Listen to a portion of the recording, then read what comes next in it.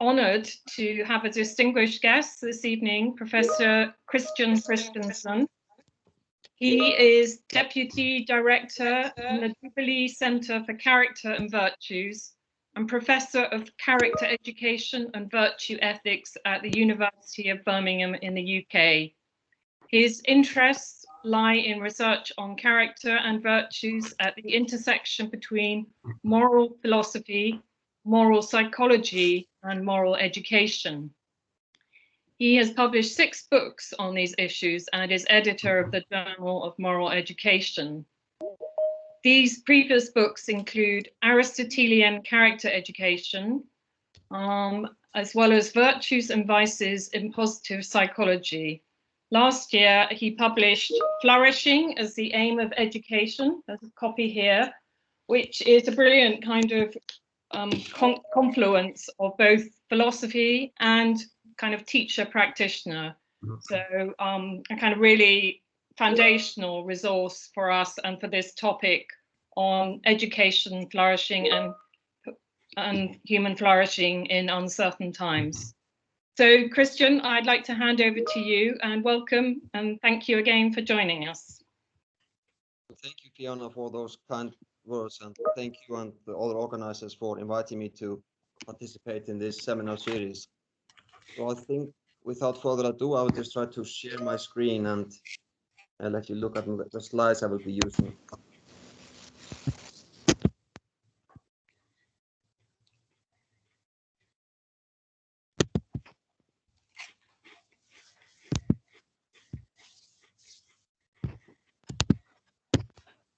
Do you see my slides now, I hope?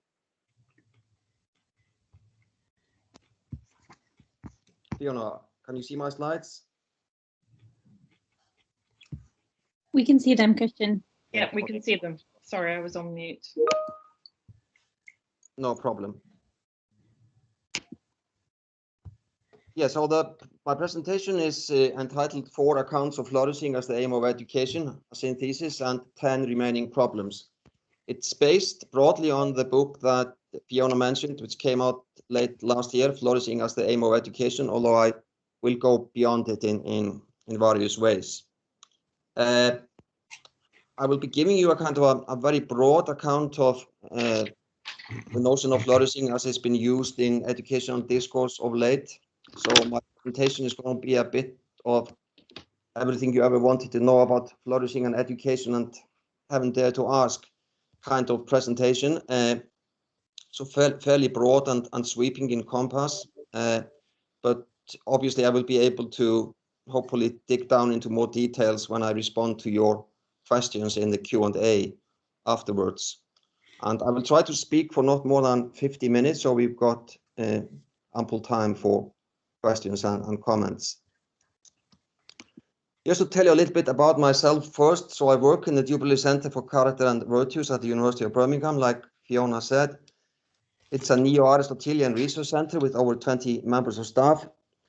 We do make substantial use of the VIA measure and other positive educational, positive psychological resources, but we are not a positive psychological research centre. We are a neo-Aristotelian centre, like I said, although we have worked with positive psychologists quite a bit. And just a few links that might interest some of you. A link to a documentary about character and what character is. We did a large research project on the role of the virtue of gratitude in public life.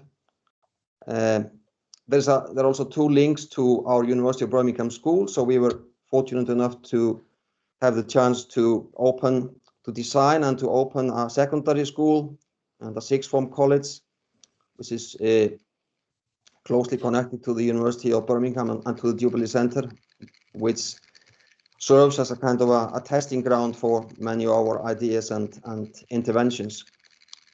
And then finally, we run a master's program in character education, a fully online program, the only one in the world, and we accept about 50 students per year. And the leader of that program is actually Tom Harrison, my colleague in the center, who will be talking to you at a later juncture in this series. So that's sort of my background, what I'm doing. my day job, so to speak, is in the Jubilee Center. And you can see the Jubilee Center is on the top floor of the Muirhead Tower, which is in the photo top of this page. Right. Let's crack on then with flourishing. So what's been happening in the last 10, 15 years is a kind of a surge of interest in the concept of flourishing in educational circles on, so to speak, both sides of the Atlantic. For example, in the States, Harry Brickhouse has written about the purpose of education being to promote human flourishing. In the UK, John White says that schools, above anything else, are seed beds of human flourishing. And in the Netherlands, Dorothy Ruyter has written quite a few interesting articles about flourishing, including one where she says that it's a universal hope of parents that the children will lead a flourishing life. Now, I will be sort of presenting a number of different problems about these new flourishing accounts throughout my presentation. And here's the first one. Flourishing, or eudaimonia, is an Aristotelian concept. Historically, it all goes back to Aristotle. But these three educationists, Brickhouse, White, and de Ruyter, wouldn't define themselves as Aristotelian. They call themselves liberal educators or liberal educationists. And then, in addition to these two camps, I mean the neo-Aristotelians like myself and the liberals, there are two other camps of academics who are also writing about flourishing in recent years. That's self-determination theory, people like Ryan and Deasy, and then the positive psychologists like Martin Seligman. I'll be saying more about these different kinds of account of flourishing later.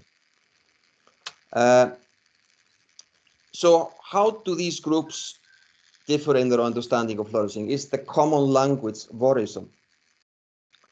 So, for example, if you take just one issue, there's a huge difference between Aristotelian philosophy and liberal philosophy. For example, liberals usually do not acknowledge but a small common core of values, values like tolerance, liberty, the right to private property, etc. Whereas Aristotelians acknowledge quite a large set of universal or cosmopolitan values and virtues. And the Aristotelians, I mean, in the political sphere would be more inclined to accept various kinds of state intervention than liberals usually are. And obviously Aristotle himself was very much against the idea of private schools and private schooling, which sort of contradicts what many liberals think. So there's a huge difference between these underlying philosophies, and it's always a bit suspicious when people coming from very different academic backgrounds seem to be celebrating the same ideal. So we need to sort of dig a bit into that. I'm not sure all of you know much about positive psychology or positive education and self-determination theory. So just as a quick introduction, these are strength-based approaches in contemporary psychology. So like positive education can be defined as any educational approach that adapts the teachings of positive psychology to educational practice. There's a recommended reading there, Introduction to Positive Education. I should have had another slide actually about self-determination theory. Not everybody will be familiar with that. It's again quite a popular approach in contemporary psychology, which defines well-being in terms of three basic human, interhuman needs: the need for relationships, for autonomy, and for competence. And sort of deems well-being to have been actualized or not, depending on how these three needs are satisfied in a school or in an educational system. Now, before we talk more about the difference between these approaches, these four different recent approaches to flourishing in schools, let's focus on what they do seem to agree on, though. I mean, there is a consensus. It's not as if everybody is just paddling their own little canoe and there is no consensus. There is a consensus on the basic definition of flourishing as objective well-being. So historically, as most of you will know, there are sort of two main accounts of well-being, subjective accounts and objective accounts. According to the subjective accounts, the criteria of well-being are subjective in the sense that they have to do with psychological states, experiences, attitudes, feelings, and beliefs of an agent. And these are divided up into hedonic accounts, which define well-being simply in terms of pleasure, and life satisfaction accounts, which define well-being in terms of the ratio between one's accomplishments and aspirations. Now, both these accounts are subject to well-known objections. The standard objection to the hedonic account is that we wouldn't call somebody really happy, or we wouldn't say somebody's enjoying well-being if he simply is taking a pill every morning and sort of artificially inducing pleasure in himself or herself. And regarding the life satisfaction accounts, there is a problem that on these accounts, the really well-conditioned happy slave would count as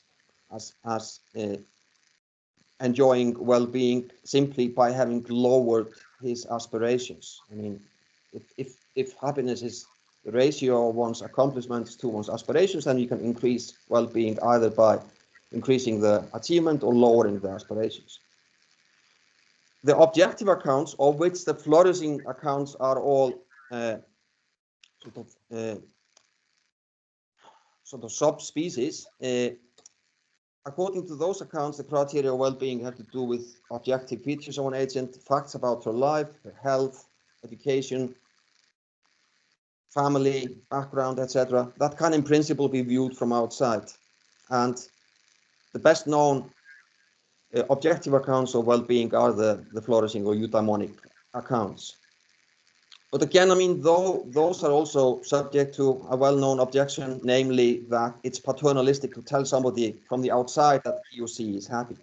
So if you sort of, let's say you can tick all the boxes or the objective boxes for well-being, you have good parents, you've got good siblings, you went to a good school, you're healthy, you have a good job, you're doing well in life, a good partner, happy and healthy children. Even if you tick all those boxes, if you feel deep down inside your heart that you are not happy, then it seems to be paternalistic to tell you that you are, just simply because you satisfy these objective criteria. Now, I could say a lot about the difference between the four accounts of flourishing that I mentioned earlier, but I will just sort of summarize the differences between them in this one slide and then sort of move on from there. I can say much more about this in the Q&A afterwards if you want to question me on the details. So, okay, we've got these four different flourishing accounts. So the original Aristotelian one, the neo-Aristotelian account, from which my own account of flourishing starts, has got strengths and weaknesses. All these accounts have got strengths and weaknesses. The main strength, I think, of the neo-Aristotelian account is that it defines flourishing as inherently moral, rational, inherently moral, rational communal activity. So it's strong on the communal side of things, the social side of things. It's strong on the rational side of things and the moral side of things. On the other hand, it doesn't pay much attention to individual purpose and meaning, for the simple reason that the idea of individual purpose and meaning are Enlightenment ideals, which didn't really exist in Aristotle's time or for the ancient Greeks. And also, Aristotle is not very strong on the idea of achieving well-being through transcendent experiences like awe and elevation. He was not very spiritual. He was escaping from the sort of the idealism of his mentor Plato. Now, the liberal accounts, on the other hand, they're really strong on the notion of autonomy. They're really strong on people's individual purpose in finding, meaning and a sense of purpose in life. On the other hand, they do not account for universal character strengths and virtues simply because they usually don't think that there is a large set of those around, which obviously Aristotelians like myself wouldn't agree with. The self-determination theory account by Ryan and DC is strong on psychological needs and motivations to flourish. So if you want to read about people's motivations to lead a flourishing life, then I would strongly recommend the SDT literature. On the other hand, it's not strong on the actualization of rational capacities. The notion of rationality or achieving well-being by cultivating your reason is not really existent in SDT theory. And finally, positive education or positive psychology adapted to education is strong on self-transcendent experiences like awe and elevation and meaning. You may be aware of the PERMA model from positive psychology. That's Martin Seligman's model of well-being, positive emotions, engagement, relationships, meaning, accomplishment. And obviously, the P and M from the PERMA model, positive emotions and meaning,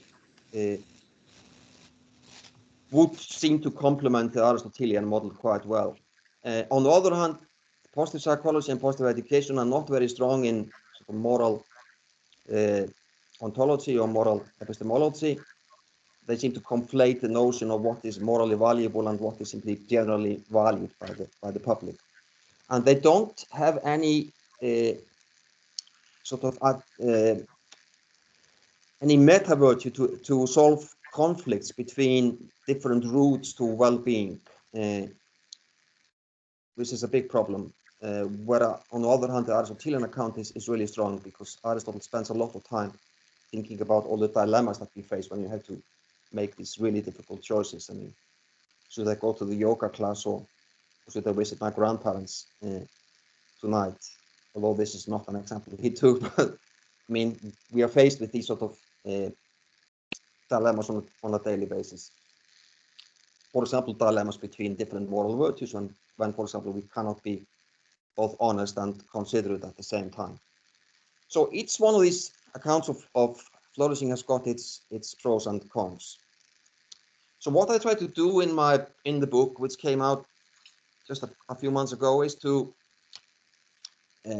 start with the neo-Aristotelian account and then to bring it up to date by updating it with recent findings from psychology, and also complement it with some of the merits of the other three accounts.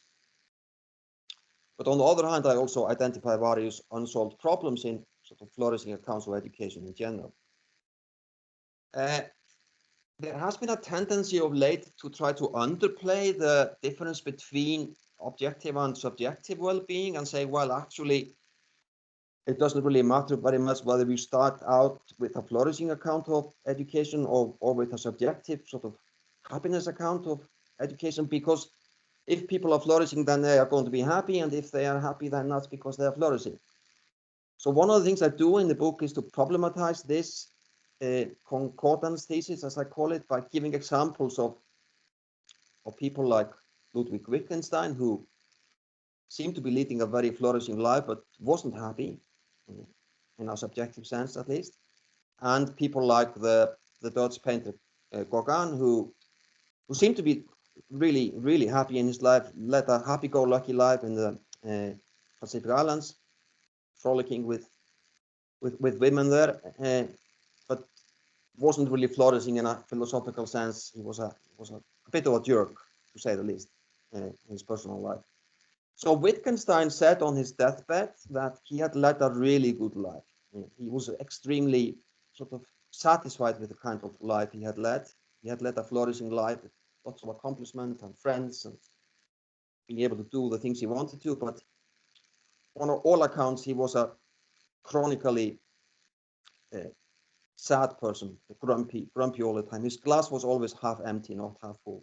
On the other hand, Gauguin, as I said, he left his family in dire straits in Holland in order to go to the Pacific and have fun in his life, which he did by painting and engaging in, well, all kinds of dubious activities, but he seemed to be subjectively happy, but he wasn't flourishing on any, according to the criteria of any of the 4 accounts I mentioned earlier. Now, as I said, it's always a bit suspicious in educational philosophy when you get groups of people with very different ideological backgrounds agreeing on some ideal or concept. So the worry is that maybe the concept that they agree on is just too bland or too vague. So this is a big problem, the problem that the concept of flourishing becomes like a shopping trolley in educational discourse that everybody can just fill with his or her random choice of goods.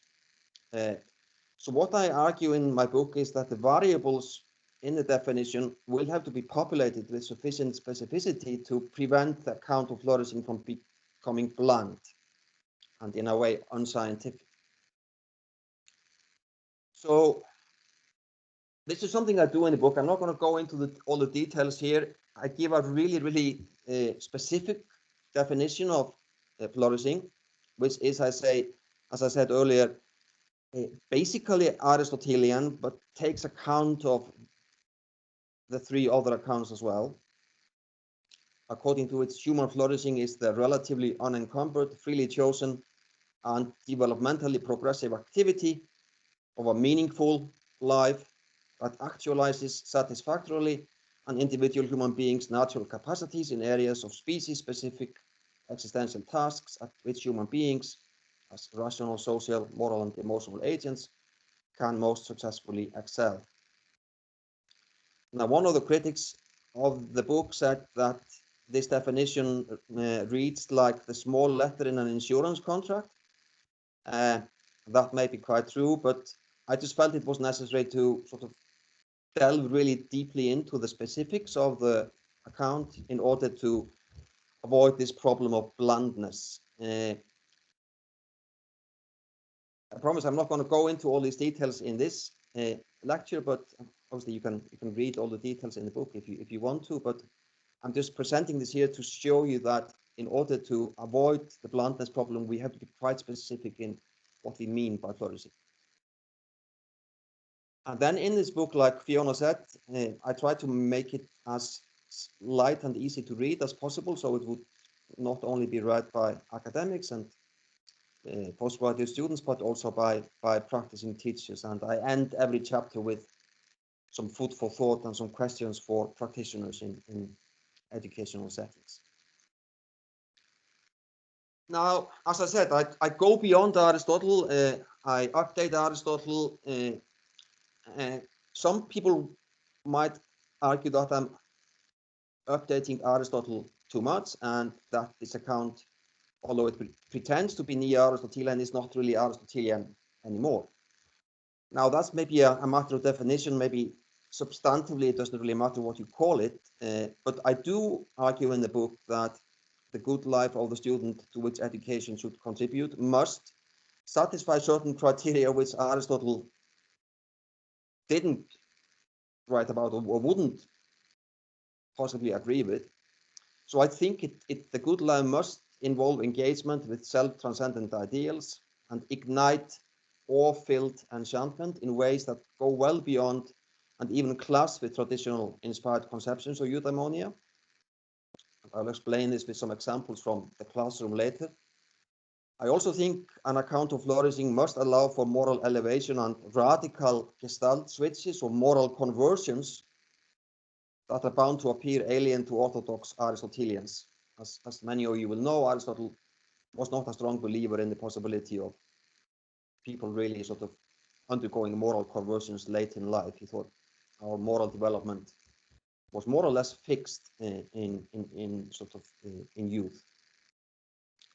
My concept is more demanding than Aristotle by postulating that the flourishing agent must have a clear personal sense of meaning. So this is an influx. This is obviously an influence from the liberal Enlightenment tradition. But in other ways, my account in the book is less demanding than Aristotle, for example, by assuming that people need not be fully virtuous to flourish satisfactorily. I think in many cases being well self-controlled can suffice. I don't think everybody needs to love all the broccoli they have to eat to stay healthy. I think it's fine just to force yourself to eat some of the broccoli in life. Whereas for Aristotle, that wouldn't really suffice. Aristotle made a really strong demand on us sort of enjoying all our virtuous activities. And I don't think flourishing need necessarily to be accompanied by subjective well-being. And then somebody might claim, and this is problem number 5, that there is very little left of the Aristotelian heritage of my account of flourishing. But as I said, I'm not terribly worried about that. It obviously has its starting point in Aristotle, but it's clearly been updated with elements from the 3 other accounts. Now, one of the reasons I think it's important to update Aristotle, and indeed most of the historic accounts of flourishing, is that they are pretty flat and disenchanted, many of them. Just to take Aristotle's account as an example, some side of human nature seem to be largely unexplored by him. For example, sides that in addition to being rational, we are also spiritual beings responsive to beauty, creativity, etc. So I think in his great escape from his Platonic heritage, Aristotle sort of didn't really have place great weight in ideals like the true and the good and the beautiful as ideals. On the other hand, I think people have or at least most people have a very strong urge towards transcendent experiences of some kind, which need not be religious, but they are spiritual in some sense. And one could even argue that the desire for getting high on drugs, especially psychedelic drugs, has the same psychological or biological origin. And in many ways, I mean, if you compare Aristotle's account of flourishing to another historic account, which is actually really quite similar, unbelievably similar in many aspects, namely the Confucian one, then the Confucian one is in this sense stronger because, I mean, Confucius obviously included in his definition of well-being the sort of aesthetic appreciation of heaven and the way, the Tao. I think the problem with Aristotle's account being a bit disenchanted lies in his emotion theory. So he writes a lot about human emotions, but when you look at them, when you categorize them, he talks about 3 basic kinds of emotions: emotions directed at oneself, like pride, at other people, like compassion, or at external events, like fear of a lion which is running after you. But he didn't talk about emotions directed at ideals or idealizations, such as beauty, truth, and goodness. So there is no awe, for example, in Aristotle's list of emotions. He talks about wonder, but wonder is more like curiosity. It's more like sort of David Attenborough's sort of curiosity about finding a new species, rather than sort of awe at the beauty or the infinity of the universe, for example. So if we take the example of Maslow's famous hierarchy of needs that most of you will have heard of, then Aristotle didn't really appreciate the need for the very top, the peak experiences that Maslow talked about in his schema. Now, this is one area where I think positive education or positive psychology can help us to sort of improve, to complement Aristotle's account, because as I said briefly earlier, the positive emotions and the meaning components from the PERMA model would fit in very nicely there. There's a lot in positive psychology about appreciation of beauty and excellence. It's one of the 24 character strengths. And also positive psychology has written a lot about awe and elevation, not to mention obviously meaning as individual student purpose. Now let's turn to sort of more practical issues now for a while. So what should teachers do about enchantment? If it's really true that in order to flourish as students, students need to experience transcendent feelings and feelings of enchantment. What should teachers do about that? Well, there are many avenues. For example, legends, fairy tales, folk stories provide an important initial resource in this regard. Radically put, if the transcendental urge is really part of the human function, as I argue, teachers working within the paradigm of education for flourishing have a duty to help students experience emotions of aesthetic ecstasy and moral and intellectual elevation.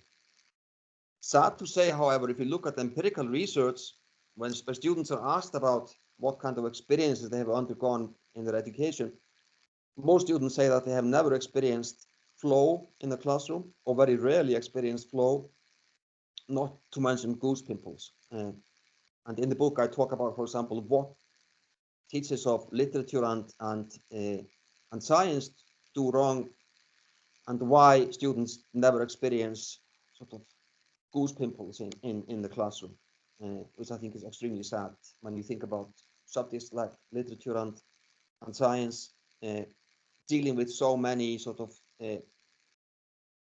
wonderful and awe-filling experiences and concepts. But there's something which goes wrong in the classroom, that students do not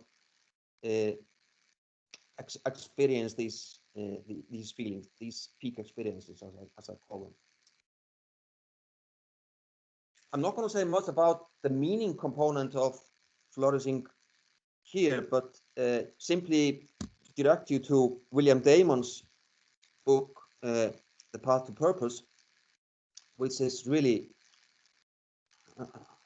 a really interesting read. He has done extensive empirical research into American students' sense of meaning, and his findings are extremely sad in a way. Only 20% of the interviewees between the ages of 12 and 26 were fully purposeful. I mean, they saw a purpose in their lives and in their education.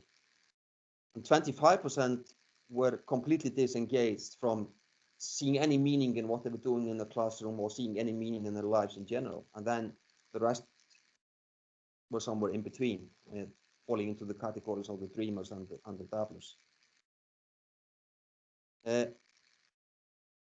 Again, sort of, I'm going through the topics one by one, sort of the external and internal conditions for flourishing. One of the things which Aristotle is extremely strong on are the external necessities for flourishing. So different, for example, from Confucianism, Stoicism, and Buddhism, and the theory of Socrates, which basically all these theories say that as long as you are a good person, then you will lead a good life. And nothing can harm the good person, as Socrates would have put it.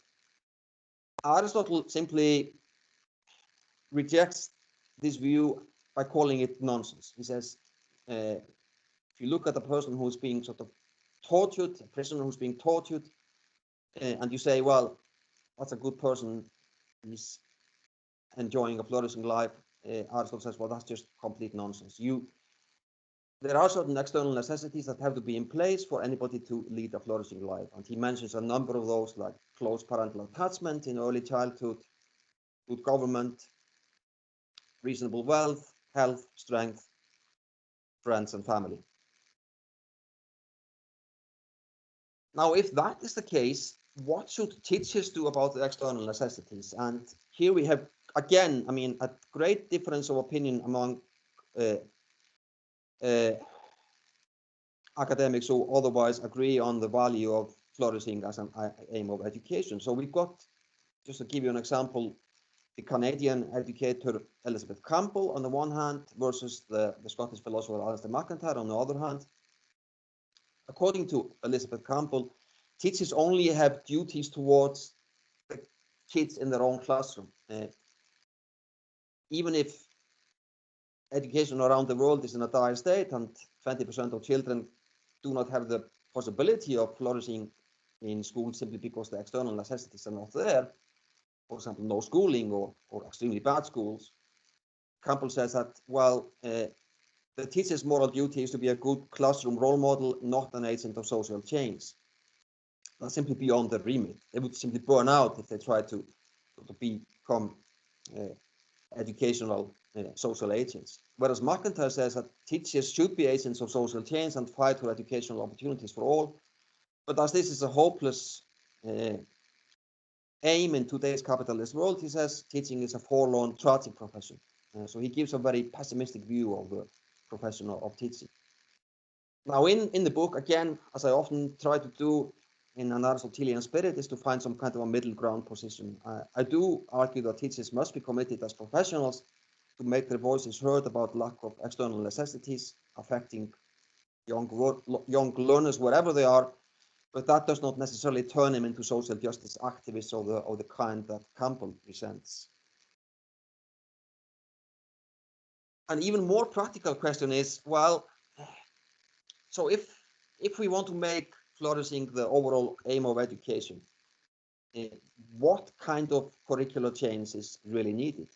And this is a really, really important question, because the idea of flourishing as an aim of education is not only an academic question anymore. It's been debated among sort of seriously practically minded educators.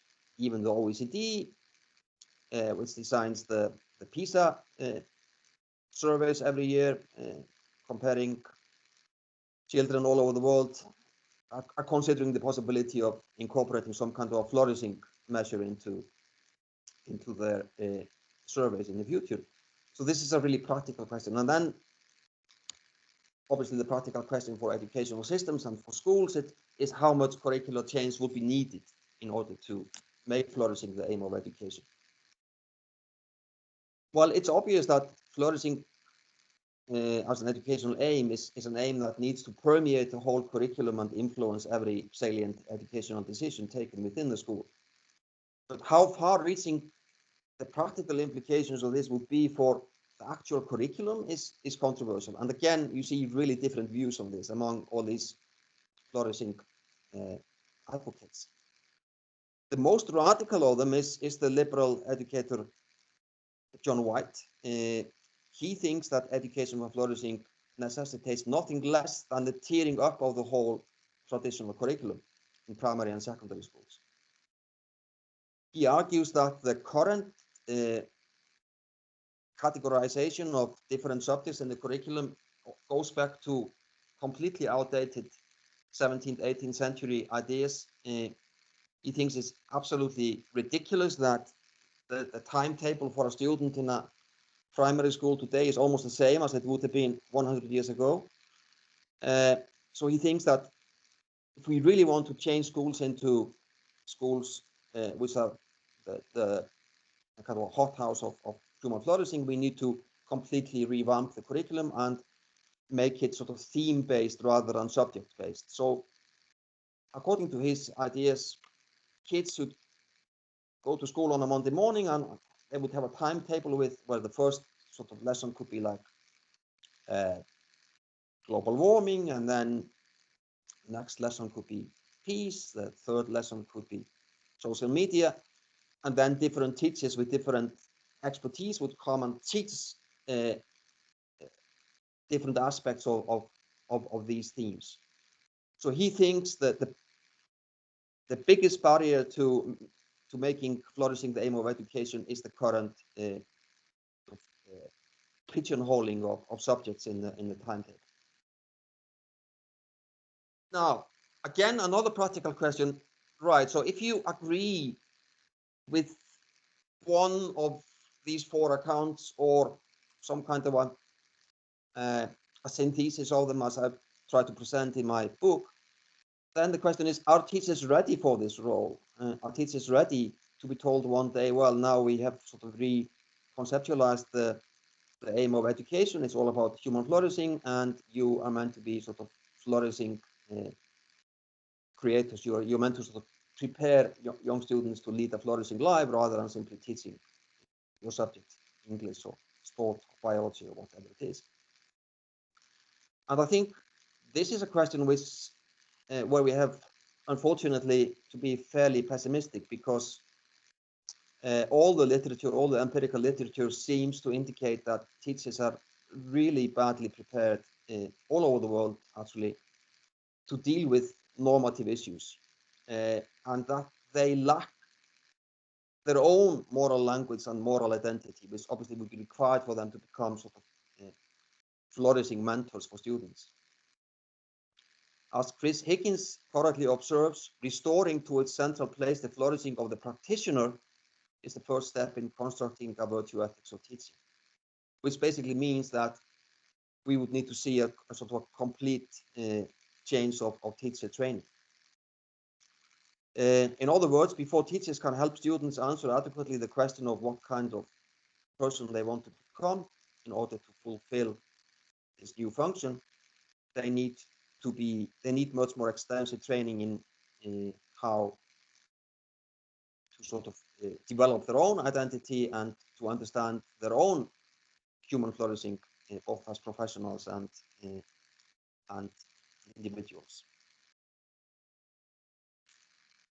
Right, so I managed fairly well to go through these slides fairly quickly by speaking really fast, which is good. It leaves more time for Q&A. So at the end of the book and at the end of this lecture, I sort of expressed this call for arms. Until recently, flourishing or eudaimonia was hardly discussed outside of the hothouse of Aristotelian philosophy. It was rarely mentioned in educational or psychological literature. There's been a huge change in the last 20 years, 25 years in psychology, and in the last 10 to 15 years in education. So there are large hordes of academic psychologists, especially positive psychologists, have come on board and have sort of signed up to this ideal, although their embrace of the basic tenets of eudaimonic philosophy is sometimes hesitant or skewed. Like I said earlier, they do not really have any clear moral ontology to define what flourishing means. And but anyway, I mean, they still talk about it, and Martin Seligman's 2011 book on flourishing was a bestseller. So at present, educationists and educators are joining the party also, and this is particularly noticeable in the circles in which I sort of move a lot, the circles of character education around the world. It's very clear that character education is expanding. I mean, it's getting broader and broader and incorporates more and more elements of flourishing education. So I think probably the very concept of character education might become obsolete in the next 10 to 15 years, to be completely overtaken by this flourishing or eudaimonic agenda. I'm not sure whether Tom Harrison completely agrees with me. I mean, you can question him when he speaks to you in a few weeks' time, but that's sort of my prediction about where character education is moving at the moment. It's moving more into this flourishing discourse, which is actually very Aristotelian, because for Aristotle, and this is sometimes forgotten by Aristotelians nowadays, I mean, character is not key. It's not a foundational concept in Aristotle's educational theory. It's not the ungrounded grounder. The ungrounded grounder of Aristotelian educational philosophy is the concept of flourishing. Now, some academic trends become abortive while others continue to catch on. And we know that the history of educational thought in the last 100 years is a history, unfortunately, of fads which come and go. This is one of the reasons why so many teachers are pretty skeptical and sarcastic about any new educational ideals, because they say, well, this is going to be trendy for 5 or 10 years and then it disappears. So is that going to be the fate of the new flourishing agenda? I'm not sure. I hope not. I do believe in it. I do think it needs to be improved. I do think it needs to be made more nuanced and more rigorous. But I do think it carries a lot of prospect for schools and for education. And I appeal to you, dear colleagues, to help move this flourishing agenda forward in order to make it enrich educational theory and practice. Thank you. Well, thank you, Kristjan, for a rich and fascinating exploration of human flourishing and its implications for the classroom and education systems. Really a terrific talk. I'm going to pass the mic over to David Johnson, my colleague, who's the Reader in Comparative and International Education here at Oxford University. And then we'll move on to questions. There are already a number appearing in the chat, so I'm sure we're going to have a rich discussion. David, over to you.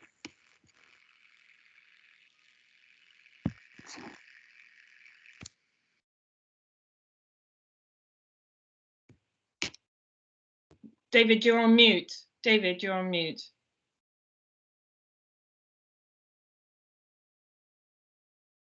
You're still on mute. David, it's on the top right hand, just near the leave button is the mute button. You can unmute yourself there. Ah, is that okay? Mic duly in hand, Fiona, thank you. Kristjan, thank you so much for a fascinating presentation. I don't think it would be productive for me to in any way try and summarize in any way what you've said, but really just share some of the thinking that your thoughtful presentation has provoked. I mean, I agree entirely that, you know, there's a whole world of terms and concepts out there, and a whole world of you know, different traditions. Like, you know, I'm a psychologist, but I wouldn't call myself a positive psychologist by any means. But, you know, the worlds of psychology, the worlds of philosophy, and education as a field, and anything sort of in between. And I agree entirely with you that you know, that people are trying to get hold of the term of flourishing in different ways, and as you point out, some are would refer to themselves as liberal thinkers, and others as Aristotelian, and yourself, of course, as you refer to yourself as a neo-Aristotelian. I'm a kind of psychologist that was very influenced by Marxist psychologists. Unashamedly, in an early stage of my life, I wore a very long beard and had a massive, great big afro, and believed that the world should be different to what it is now. And my own influence in psychology from that tradition has made me sort of reflect in a slightly different way on your presentation. Two thinkers particularly, one by the name of Vygotsky, that most people would know, and another perhaps less known is Vygotsky.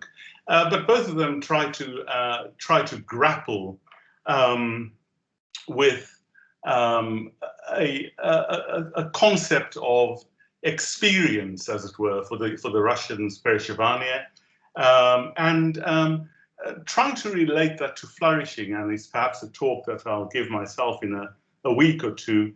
But you know, what came through your talk is there's certainly a lot of work in philosophy, moral philosophy, and otherwise, that sees experience, and I'll explain why experience is important, as contemplation. There's certainly a lot of work, as you point out, in positive psychology, that and so contemplation is contemplation of the external world.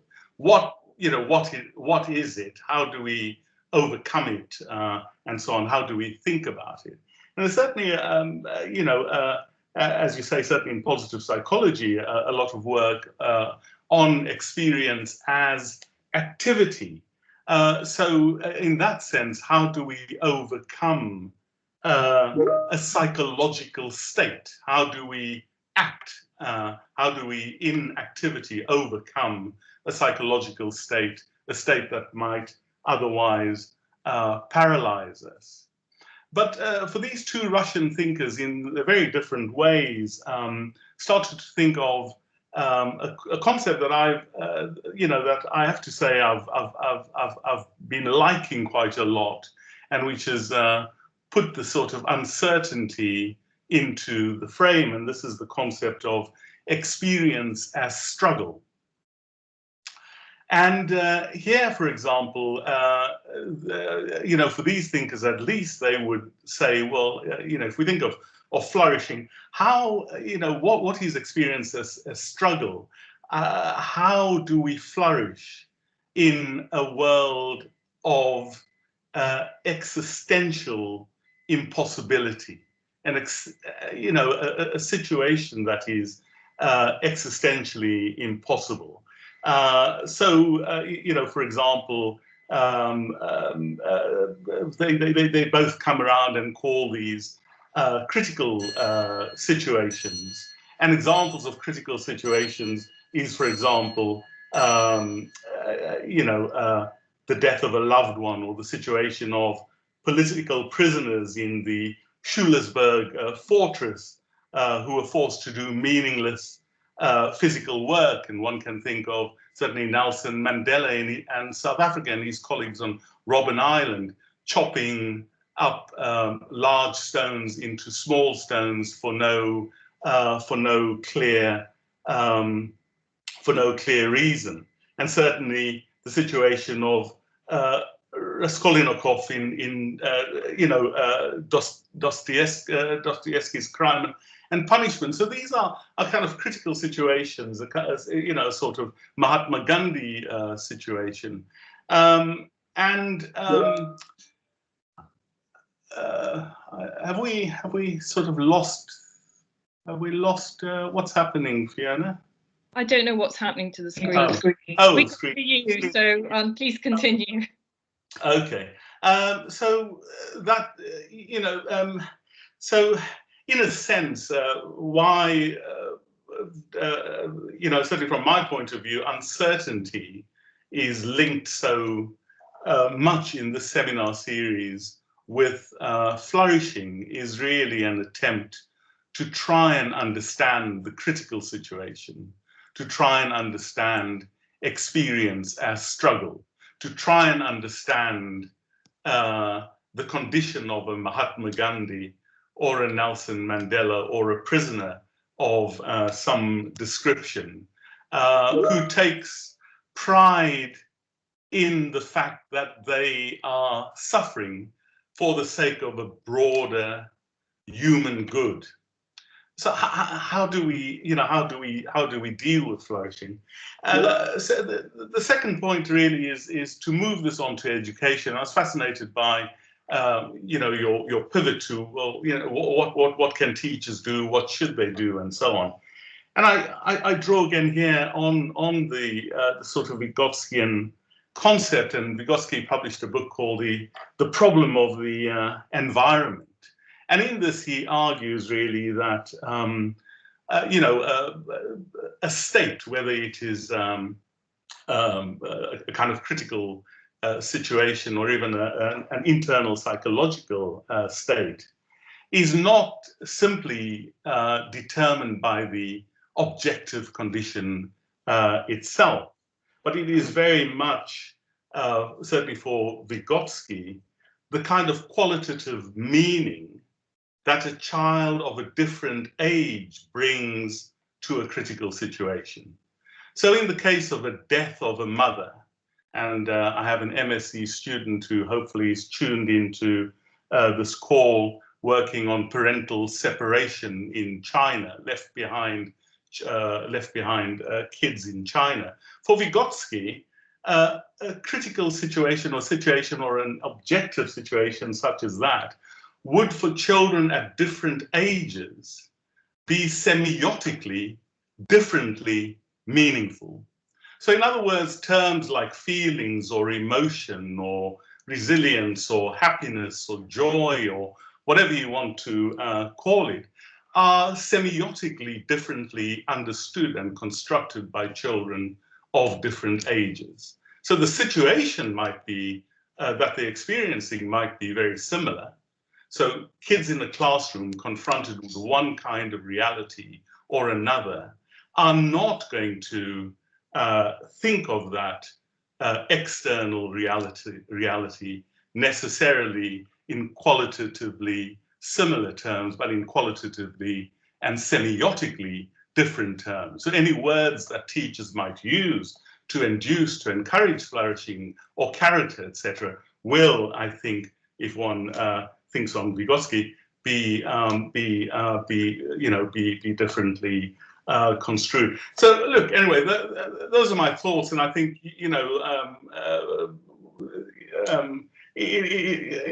fundamentally these two things. How do we think of flourishing as experiencing struggle, and indeed, how do we begin to think perhaps more developmentally about the idea of flourishing? And you did say in your own talk that Aristotle, for example, believed that character or flourishing or moral, development was fixed rather than progressive. And it's probably where I would depart from Aristotle, simply because of the idea that I think children would grow semiotically, grow to see different meanings in different words to describe situations that might be similar, but also situations that change.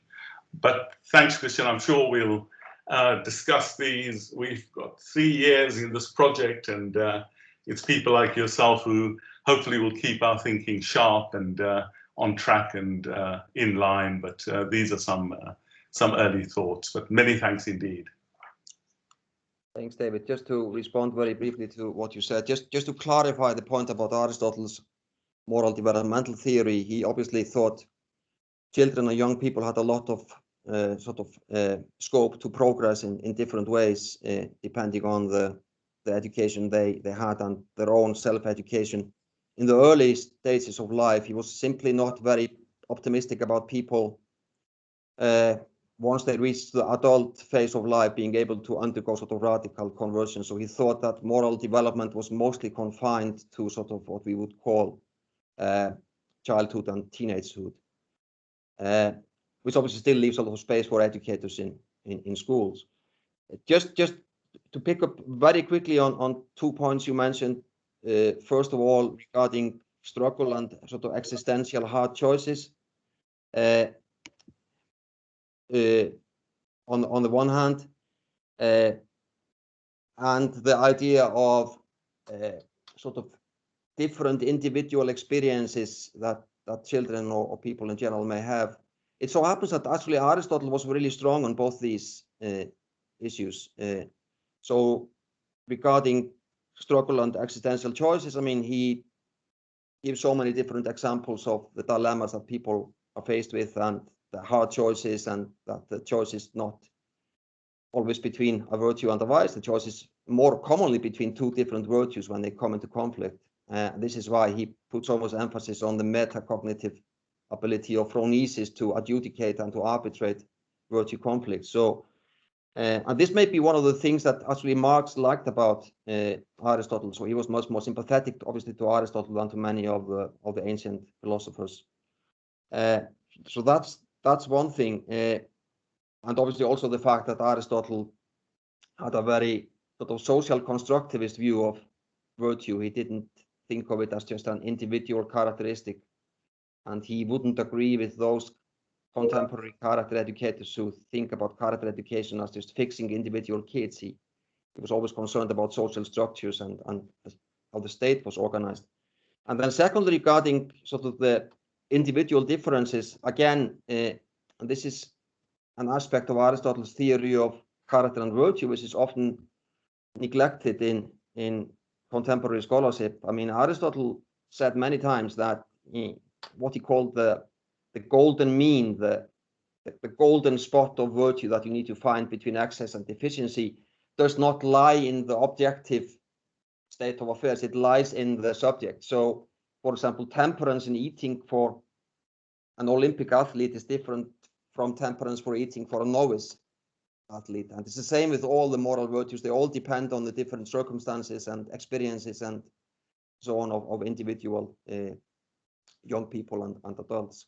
The only thing you mentioned, which, as I said, Aristotle is not very strong on, is this notion of a purely personal sense of meaning, where you give your life just simply by finding some meaning in it that's unique to yourself, because he seemed to think that, I mean, the only true meaning that people would be able to find in their lives would be some kind of a universal meaning having to do with the human function, the nature of human beings. Yeah. And he said that the more we travel, the more we see how similar people are all over the world, etc. So he was a devout sort of universalist about moral character in that sense, but combined with this idea of the individualization of virtue. Well, thank you both for that terrific start to the question and answer session. There's been a lot of activity in the chat. I'm going to call on Mina Cullimore, who's got a question about teachers and educational systems, then followed by Jonathan Beale. So Mina, can you unmute yourself and look forward to hearing your question? Thank you. Yes, very, great to hear this dialogue. Really, really very relevant to the work I'm doing. Also, teachers that I know who are working in the classrooms during this really challenging time. My question comes to that our current model that we have of education, which is reinforced by national models and also by the international model in terms of PISA assessments, is very much about this quantitative data accountability approach. And in the last part of your presentation, you kind of mentioned that teachers aren't ready. I think many teachers are ready for this next kind of developmental stage. What concerns me is that I'm not sure if institutions and are ready for this shift away from perhaps seeing education as something which is measurable and progressive over a period of time in a very kind of quantitative way and more of a qualitative approach. So that's my question to you: is how does assessment come into your assessment and achievement come into your model? Because that's very much how education is seen at the moment. Yeah, thank you. Yeah, obviously the question of assessment and measurement is a very topical one if we are really serious about making flourishing the aim of education, and we want to be able to assess, obviously, the achievements in different educational systems, especially if we want to incorporate this in PISA surveys. So I would like to recommend to you a book which has just been published by Oxford University Press by Jennifer Wright, Nancy Snow, and Michael Warren. It's about measuring character, but although it's sort of more about measuring character and virtue in a fairly narrow sense than it's about measuring flourishing, but still it's got a lot of really, really useful academic discussion about the pros and cons of different ways to measure variables. I mean, moral and sort of characterological variables. So I recommend that book strongly. There is a really strange mismatch, for example, in positive psychology, because on the one hand, Martin Seligman says that flourishing is an objective variable, but most positive psychologists simply use subjective measurements, namely self-reports. So it's a bit odd to sort of use a subjective way of measuring an objective variable. We in the Jubilee Center, we have obviously not been designing measurements of flourishing as such, but we've been designing a lot of measurements of character and virtue, which are obviously for Aristotle a key component of flourishing. And we are relying more and more on performance measures rather than self-reports. So performance measures, for example, like dilemma stories and how people react to dilemma stories, what kind of reasons and justifications they give for the responses, etc. So we are trying to measure actual moral performance rather than simply people's self-reports. And the same needs to be done in this area of measuring flourishing, if that's to become a reality, because we can't just rely on self-reports. We can't just ask children in South Korea or in Finland and Denmark and wherever, do you feel yourself that you are sort of seeing meaning in what you're doing, or do you feel yourself that your life has meaning? We need to because people can be completely self-deceived about things like that, especially children. So we need to find some performance measures to use, objective measures rather than just self-reports. Sorry, just the first part of your question was about the readiness of teachers. Yes, I do agree with you. There's a lot of interest among teachers in what they often refer to as the education of the whole child, sort of holistic education. And that the ideal of flourishing for education would obviously count as one account of holistic education.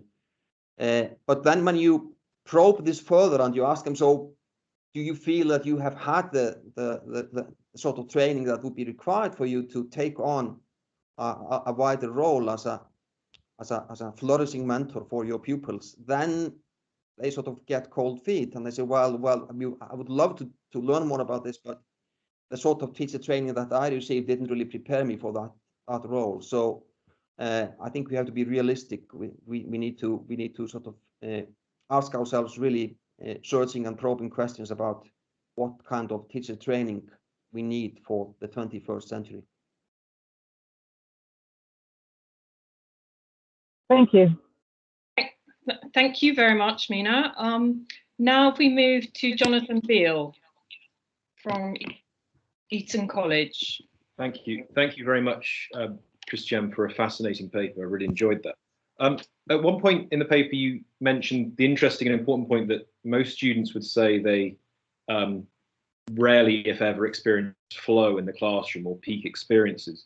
And I just wondered how much of a problem that is for flourishing as the aim of education, or the role of flourishing in education, particularly for your kind of account, neo-Aristotelian, or any Aristotelian or neo-Aristotelian account. If we think of the role of flourishing in education as, or part of the role of education to support flourishing, as supporting flourishing in the long term by, say, partly developing the kinds of character virtues that enable a person to be able to experience flow from, say, reading literature or aesthetic appreciation later in life.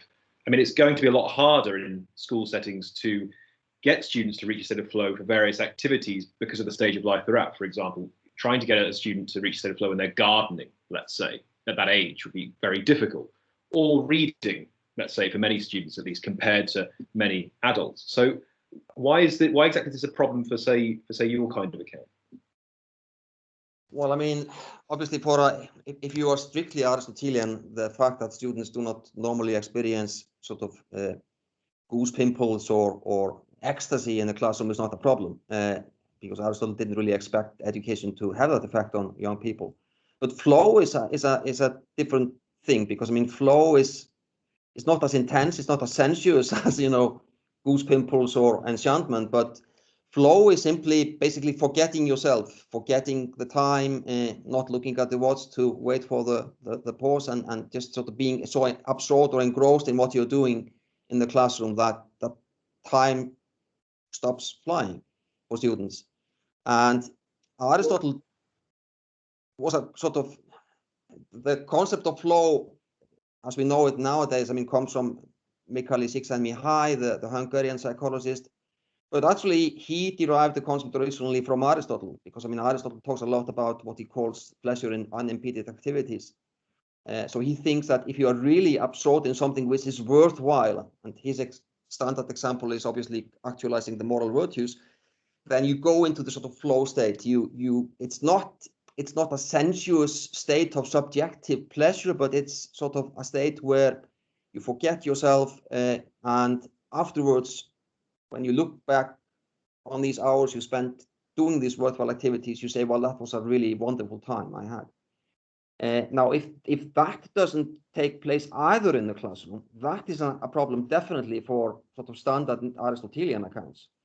And if you look at the empirical literature, there is no correlation between flow experiences and achievement in PISA scores. On the contrary, the countries which score highest in PISA comparisons, like South Korea and Japan, have the lowest incidence of flow experiences in the classroom, whereas countries which score fairly low like Denmark and my own country, Iceland, had to score much higher in flow tests. So flow and academic achievement are not two coins. I mean, two sides of the same coin. But at least, okay, let's lower the expectations. Let's say, okay, it's not a big problem if kids don't experience goose pimples when learning about the infinity of the universe or reading Shakespeare. But at least you would expect them to feel flow. And if that doesn't happen, then that is a problem. Thank you. Thank you. Now I'll call on Emily Chogi, who's going to ask a question. Emily, can I hand the mic over to you, please?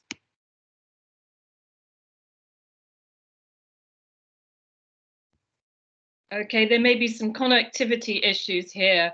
I think Emily's question in the chat was really asking about, do you think it's possible in low resource situations to kind of teach for human flourishing? Emily's based in Kenya.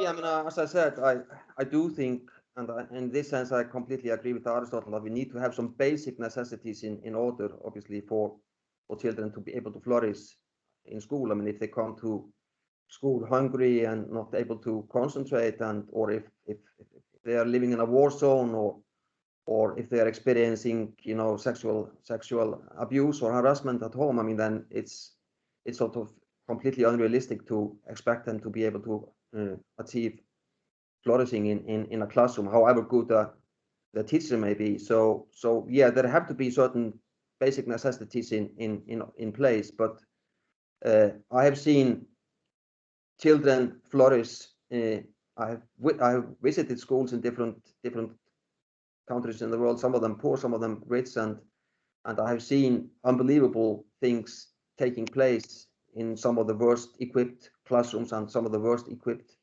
schools. So there's a lot that can be done, but we have to cross a certain sort of minimal level of external necessities for this to be able to take off.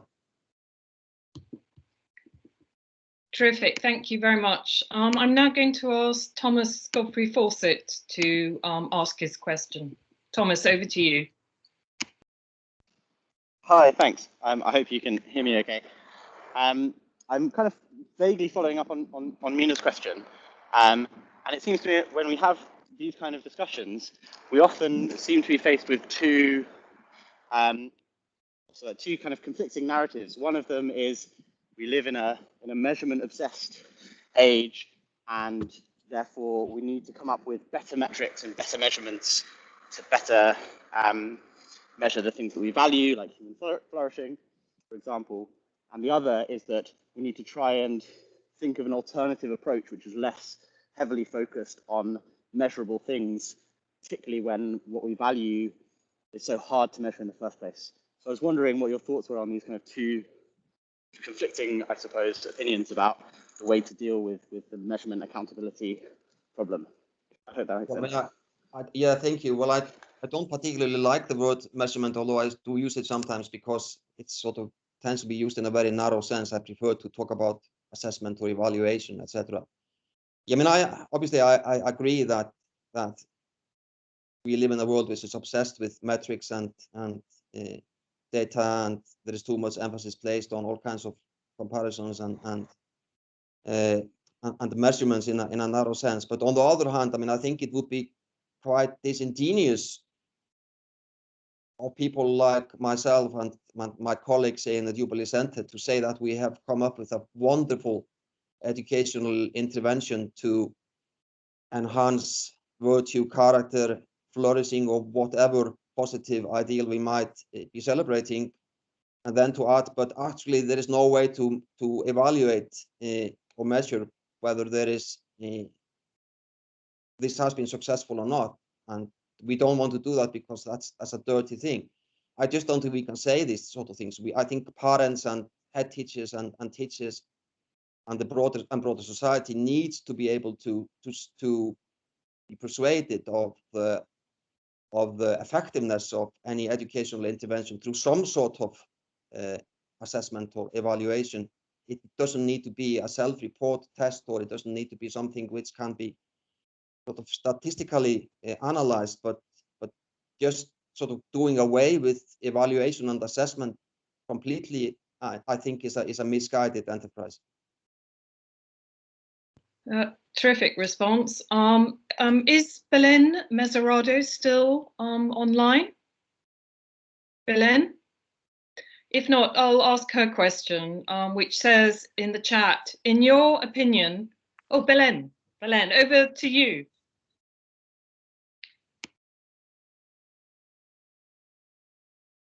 We can't hear you, Belen.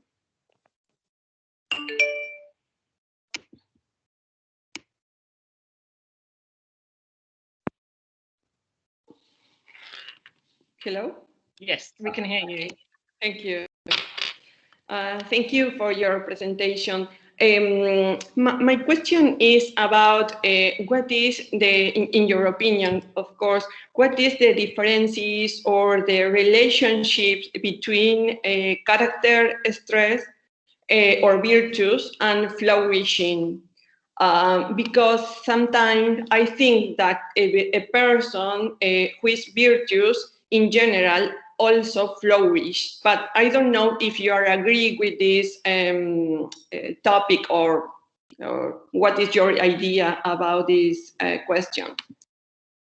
Yeah, so I do think, I mean, this is sort of part of my Aristotelian heritage. I do think that developing good character and virtues is an extremely important component of human flourishing. I do think actually it's the most important component, although somebody else might disagree with that, but I do think it's the most important component. But flourishing, the idea of flourishing for education as it's commonly expressed and celebrated in contemporary educational literature, be it Aristotelian or not, is a much broader concept. So it includes various elements which wouldn't normally fall under the construct of character strengths and virtues, either Aristotelian or positive psychological.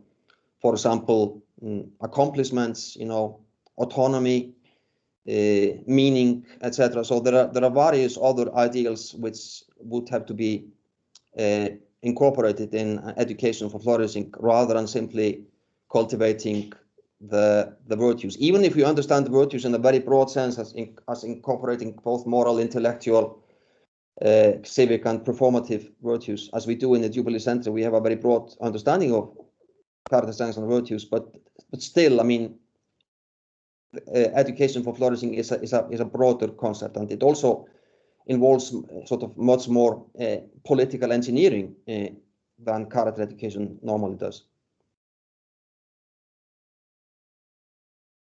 Terrific. Thank you. Terrific, thank you. Jorg, I see that you've got a question in the chat. Would you like to unmute and ask Kristjan directly? It's a pleasure. Thank you, Fiona. Thanks a lot, Kristjan, for your presentation. And I would like to ask, I felt intrigued to start like this. I felt intrigued by what you said about a lack of individual purpose and meaning in Aristotle's thinking about flourishing. As far as I have learned, and I thought I've learned, that Aristotle's concept of eudaimonia is about practical flourishing, or practical doing what an individual is good at. And to find out what an individual is good at needs, of course, a process which might be compared to sort of an inner teleology to be fulfilled. And I thought that this is exactly about individual purpose and meaning. What's my mistake? No, it's not a mistake. I mean, I completely agree with you in one sense. Obviously, Aristotle is really strong on individualization of one's goals in life. As I said earlier, I mean, for example, he is much stronger than most both ancient and modern virtue ethicists on virtue being tailored to individual needs, and he gives various examples of this, and strongly opposes the view that there is a one-size-fits-all for character and virtue. What I mean is that if we think about the larger goal of life, finding the human telos, finding the human telos for Aristotle is, I mean, the human telos is a universal ideal.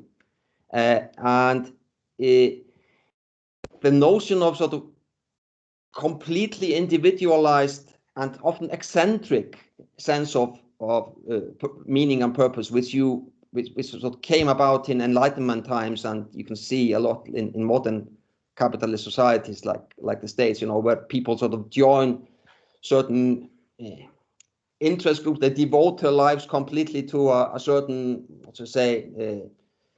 a comic or a TV series, and they sort of identify their whole purpose in life with sort of belonging to a small group of people with very, very specialized kind of interest. And they say that they have found, themselves by joining this kind of group and devoting their whole energy to this one interest. Often, but other people might often think of as completely sort of wayward and eccentric. I mean, this notion, which is really common in contemporary Western thinking, and we need to take some account of. We need to take some account of children's need to sort of find their own needs, find their own special interest. I think this in a way exaggerated focus on individual meaning and purpose is something that I think Aristotle would find very alien to his thinking. Okay, thank you. Well, thank you, Jörg. Now, does anyone else have any questions? At the moment, we've gone through all the ones in the chat. I'm sure there's plenty more that you all want to ask Kristjan. Well, in that case, I would like to kind of express our thanks for the really rich presentation and the fascinating discussion. Oh, hang on. Thomas, did you want to say something else? Hello? Well, only if we have time, if that's okay. We do have a few more minutes. Okay. Well, I've just not meaning to kind of push further, but I was interested. So the kind of Goodhart, the economist who writes about Goodhart's law, and then Campbell with Campbell's law, kind of writes about how trying to measure things that are essentially not measurable can actively harm our attempts to improve them. So I guess for me, the problem is more nuanced than just it's important to be able to show impact. It's whether the attempt to measure things imperfectly actually undermines our attempt to improve something that is like immeasurable, essentially. Does that make sense? Yeah, I mean, I completely agree, and this is a really, really difficult topic to deal with. And as I said, I mean, I really can't do any better than to just direct you to the book, which I think Jonathan Beale has just posted a link to in the chat. The new book by Snow and Warren and Wright, which sort of is extremely sensitive to your concerns, but also sensitive to the need that arises in practical educational circles to be able to sort of go into a classroom or a school and say, well, this worked and this didn't really work, and to give some arguments, find some data, find some sources to back up that claim. So it's a very, very sensitive topic, and we could spend another lecture just talking about different kinds of measuring things and or evaluating things and the pros and cons and so on. And I don't want to sort of appear here as some kind of a defender of the obsession with making the unmeasurable measurable, but I'm just saying that we have to be practical, and if we come up with a new ideal, whether it's character education or education for flourishing, which is obviously competing with a lot of other approaches in education, then it would be sort of disingenuous of us to say, well, the uniqueness of our approach lies in the fact that there is no way it can be evaluated. Thank you. Thank you. I see Mina, you have your hand up again. Would you like to ask a final question? Just a very brief observation, because you were talking about the measure, Thomas's point about measurability. When I was involved in leadership role in careers education, quite often the measurement of success went far beyond when the student had left the school. So what happens after they leave the school was actually how effective education has been in terms of supporting their flourishing. So perhaps what we're looking at is actually a very long, a long window of observation and data accumulation, rather than just trying to see it in a particular moment in time. Yeah, I completely agree with this. Thank you. Thank you for this observation. David, can I pass the mic over to you? Remember to unmute. Thank you.